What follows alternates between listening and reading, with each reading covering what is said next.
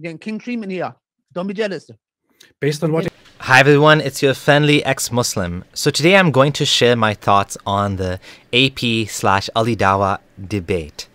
First of all, I'm not even sure if we can call that encounter a debate or a discussion or a complete train wreck because of the level of clownmanship on Ali Dawah's part.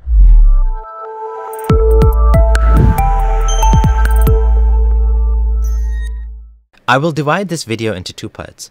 I'll address the messy showmanship from Ali Dawah, and then I'll counter the issues that he raised in this whole debacle. I think that Ali Dawah's performance in this interaction was uncivil and lacked basic etiquette. He came across as arrogant, rude, and as someone filled with disdain for Ridwan and atheists. When a person requests a debate, they should come to the table with an open mind. They should be able to listen and then respond to concerns raised by their counterparts. They should have intellectual honesty and put aside their hatred for the other person. This is the only way you can have a constructive discourse. But you can guess that Ali had none of this. Ali, from the get-go, came out with attacks on Ridwan, calling him nasty names, and trying to pull off the Ahmed Didat kind of showmanship. He was not even listening to what AP was saying, and he was not following basic guidelines they had agreed upon prior to this encounter. This shows that his motive was not to have a good faith intellectual discussion, but rather to perform a circus.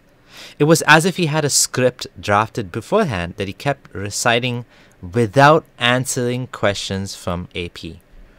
Ali was willing to pull anything just to get a gotcha. He went after AP for an arrest warrant issued in Turkey against AP for offending Muhammad and Islam. Ali did not have correct facts and had to be corrected several times. Instead of pulling back and addressing the topic of blasphemy and lack of freedom in the Muslim majority countries and the harsh penalties imposed for this imaginary crime, he diverted the discussion to another ill-informed accusation that AP was involved in some terrorist organization. One has to wonder if it's because he knows the topic of blasphemy is indefensible, so he had to change the subject. This kind of behavior is not just limited to Ali, but rather is the Dawah gang's MO. Hijab is famous for pulling such kind of stunts in debates and discussions. In his debate with David Wood, he kept strawmanning David's position about praying to Allah. I have to admit that in this case, Ali took it even further.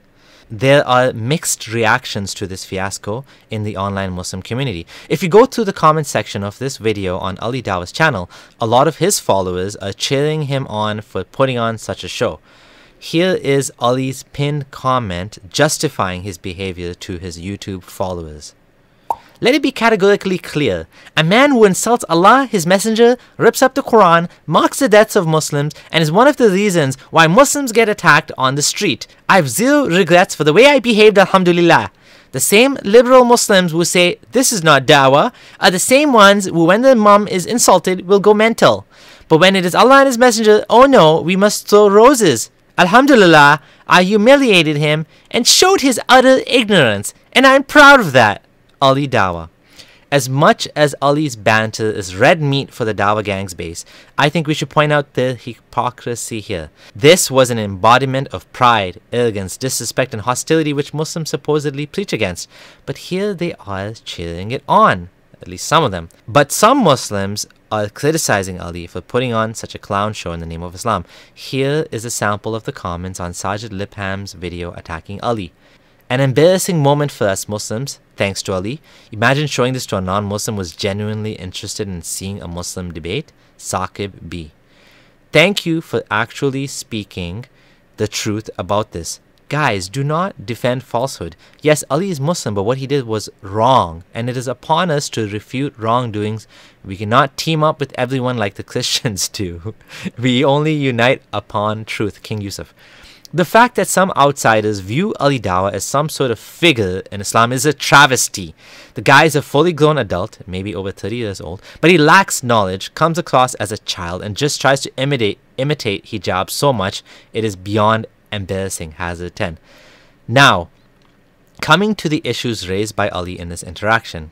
First of all, he accused AP and all of the people who who criticize Islam that we are responsible for the anti-Muslim hatred and for the violence committed against Muslims. You have dehumanized Muslims to a certain level where individuals who watch your video, I believe the individual who carried out the Christchurch attack, if he was to watch your video, would he say, I changed my mind about Muslims, or I think I should carry extra bullets? That is the reason why I'm doing the open curse, because you are an individual who I believe indirectly have caused the life of innocent Muslims. I'm not saying directly. You do not go and say, go out and kill Muslims. So that is the reason why we're doing. Ali is inflating legitimate criticism of Islam with anti-Muslim bigotry. When asked for evidence that AP made content advocating for anti-Muslim bigotry or anti-Muslim violence, Ali could not even provide a shred of it. He instead started a game of false equivocation, comparing AP to Tommy Robinson. Ali even tried to throw in the Islamophobia card for good measure. People can and should criticize Islam whenever such criticism is warranted, because Islam is a religion. It is nothing but a set of ideas which, if true, should be able to withstand scrutiny. However, people should treat Muslims, the people who follow Islam, with dignity just like they would treat people from any other religion. So I will reiterate again, there is a difference between legitimate criticism of Islam and anti-Muslim bigotry. The second topic I wanted to discuss is the curse fest. This exposes Ali's flawed logic. First, he claims that Ridwan is a Muslim who knows that Islam is true and knows that Allah exists and is the true God, but he is just denying this out of arrogance. He then proposes this curse fest as a way to prove his ill-informed assertion. Actually, he begs AP to take this ridiculous test. Allah, Arabian god of Neither do I. the Kaaba, who took over the place of the polytheists and who sent his prophet Mopus. Dear Allah, I ask you, if you are real and if Islam is true, and if I am lying about Islam, if I am wrong deliberately, then please, right now, take my life within the next 10 seconds. Within the next 10 seconds. Okay, now that's good. Now, guys, did I stop you and did I butt in? Okay, let's wait for 10 seconds. Okay, 10 seconds are over. When the supposedly definitive test failed to yield any convincing, sensible results like obviously expected, he turns around and says, "Ooh, I just wanted to show people that you do not understand Islam."